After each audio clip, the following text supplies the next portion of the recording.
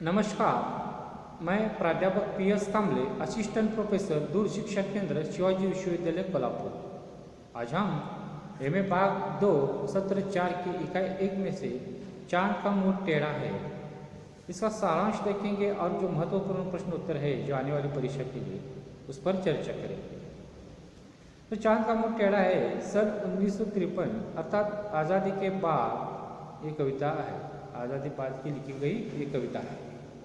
मुक्तिबोध प्रगतिवादी विचारधारा के कवि होने के कारण स्वाभाविक रूप में इस कविता में तत्कालीन राजनीति पृष्ठभूमि, आज़ादी की बाद की मोहभंग की स्थिति या देश के वातावरण में व्याप्त आतंक और संतरास को उन्होंने चित्रित किया है। अत्याचार और शोषण के विरुद्ध षड्यंत्र की एक रात का चित्रण कविता में अंकित हुआ है।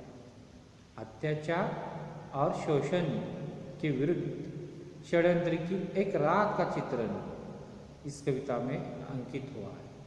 कवि ने यहाँ सौंदर्य के परंपरागत प्रतीकों को नकार दिया है और इसी कारण यहाँ चांद का मुंह टेढ़ा है। सौंदर्य के जो पारंपरिक प्रतीक है उसे नकारा गया है, इसलिए यहाँ चांद का मुंह टेढ़ा है। कवि ने बरगद का पेड़ तथा भैरव की मूर्ति को प्रतीक रूप में चित्रित कर भय और विस्मय के वातावरण की सृष्टि की है। बरगद का पेड़ और भैरव की मूर्ति भय और विस्मय के वातावरण का निर्माण किया है। कविता में कवि ने चांदनी के लिए संदर्भों के अनुसार अलग अलग उपमाओं का प्रयोग किया है। जेल के कपड़े सी फैली, सफेद अंडरवेयर सी, 3 मंजिलों की एक खिड़की में बिल्ली के सफ़ेद धब्बे सी चमकती, मछलियाँ फंसाती आवारा मछुओं सी, शोधों सी चांदनी आदि उपमाओं में प्रयोग किया है। कवि ने रात की काली करतूतों पर गांधी तथा तिलक के माध्यम से संभाषण द्वारा करारा व्यक्त किया है। रात्रि के अंधकार में जो काले धंधे और अवैध व्यापार चलते हैं वे ही हमारे वर्तमान संस्कृति के प्रतीक बन गए हैं, जिसके विरुद्ध संघर्ष की बात को वाणी मिली है। मुक्तिबोध ने साहित्यकार और कवियों पर भी व्यंग्य किया है। वे यथार्थ को यथार्थ न बतलाकर व्यर्थ ही संस्कृति की दुहाई देते हैं। जीवन के सत्य को यथार्थ को कहने के कतराते हैं। वे जिंदगी की विषमता को बताने का साहस नहीं करते, जिसके विरुद्ध क्रोध का भाव प्रकट हुआ है। कवि मुक्तिबोध ने कारीगर की आस्था एवं श्रद्धा पर बल दिया है।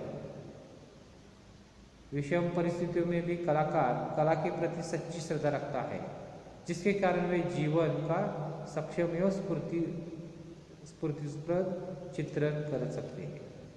मुक्तिबोध ने इस कविता के माध्यम से मानव मात्र के समानता के तथ्य को रेखांकित कर धनिक पूंजीपति शोषक वर्ग के मस्तिष्क में इस तथ्य को प्रतिबिंबित करना चाहते हैं कि मनुष्य में कोई अंतर नहीं। मनुष्य में कोई अंतर नहीं। चंद्रमा मुक्तिबोध की अन्य कविताओं की तरह ही इस कविता में भी वर्तमान पतनशील पूंजीवादी व्यवस्था के प्रतीक के रूप में प्रयुक्त हुए। चंद्रमा पूंजीवादी व्यवस्था के रूप में इस कविता में है। कविता में 2 पक्ष स्पष्ट रूप से सामने आते हैं। एक पक्ष है मीनारों वाले कारखाने, चंद्रमा और उसके जासूसी चांदनी का, तो दूसरा पक्ष है नाले के उस पार बसी हरिजन बस्ती, बरगद के पेड़, भैरव का। ये कविता इन दोनों पक्षों के वर्गीय संघर्ष की कविता है। ये कविता इन दोनों पक्षों के वर्गीय संघर्ष की कविता है। चंद्रमा वर्ग का फुसफुसाता षड्यंत्र चलता रहता है और गलियों में हड़ताली पोस्टर की संघर्ष गाथा जारी रहती है। पोस्टर और उसमें छपे हड़ताल अक्षरों के प्रति मुक्तिबोध का लगाव उनके वर्गीय पक्षधरता की सहज अभिव्यक्ति है। प्रस्तुत कविता में ऐसी फैंटेसी चित्रात्मकता है जिसमें यथार्थ बिंबों के कारण कथ्य के प्रति विश्वसनीयता बनती है और कल्पनाजन्य प्रतीक बिंबों से काव्यात्मक गरिमा बढ़ती है। पूरी कविता में यथार्थता, मौलिक एवं नवीन बिंबों एवं प्रतीकों का इस्तेमाल हुआ है। पूरी कविता में यथार्थता, मौलिक एवं नवीन बिंबों एवं प्रतीकों का इस्तेमाल हुआ है। इसके साथ इसके जो महत्वपूर्ण प्रश्न है आने वाली परीक्षा की दृष्टि से हम देखते हैं।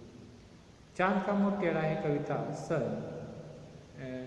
में लिखी गई है।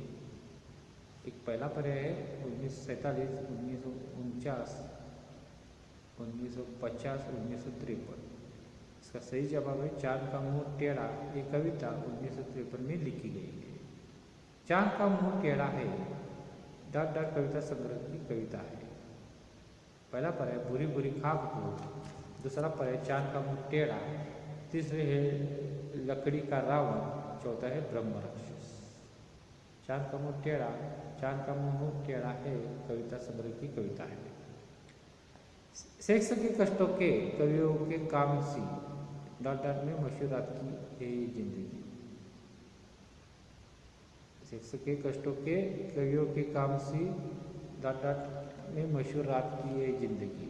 एक लंदन, दो ओमान, तीन फिजी, किंग्सवे। इसका उत्तर है सेक्स के कष्टों के कवियों के काम सी, किंग्सवे में मशहूर रात की जिंदगी। आगे का प्रश्न है चांद का मुंह टेढ़ा है कविता में ... हड़ताल का चित्रण है। एक अध्यापक, दो मजदूर, तीन सांसद, चार महिला। चांद का मुंह टेढ़ा है कविता में मजदूर हड़ताल का चित्रण है। उत्तर है मजदूर। आगे का प्रश्न है चांद का मुंह टेढ़ा है कविता में चांद ... व्यवस्था के प्रतीक के रूप में प्रयुक्त हुआ है।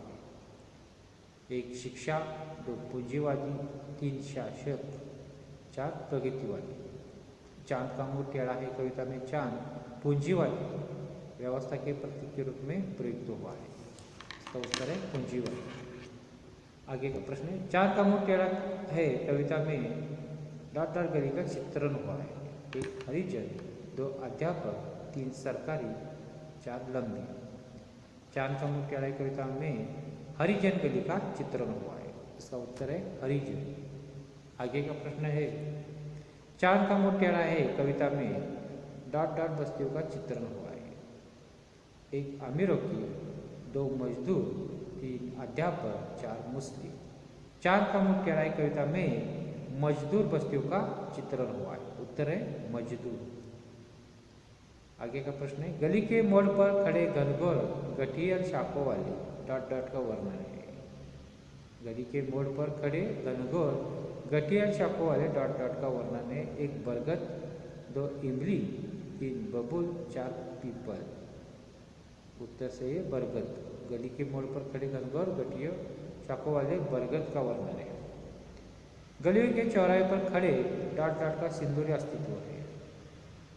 पहला पर है गणेश, दूसरा है भैरव, तीसरा है हनुमान यानी भैरव बाग।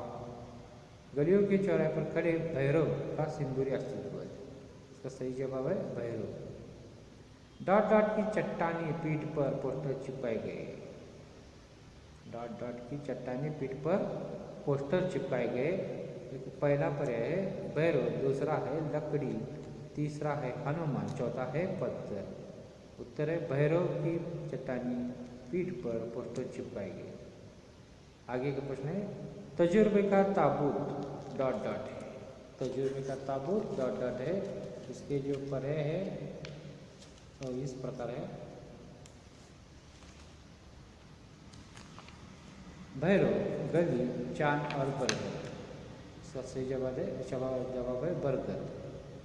पोस्टर लगाने की हलचलों के कारण बरगद में पले हुए पक्षियों की फड़फड़ाहट हुई और इस फड़फड़ाहट से एक ... चौकन्नी हुई।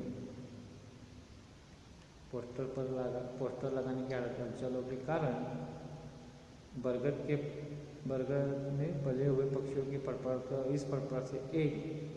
हो गए। एक पहला पर है गाय, दूसरा है मोरनी, तीसरा है बिल्ली, चौथा है कुतिया। सही जवाब है बिल्ली। आगे का प्रश्न है गांधी और तिलक के पुतले पर दो ... बैठे हुए थे। एक मोर, दूसरा पर्याय कौवे, 3 बाज, 4 गुग्गू। गांधी और तिलक के पुतले पर 2 गुग्गू बैठे हुए।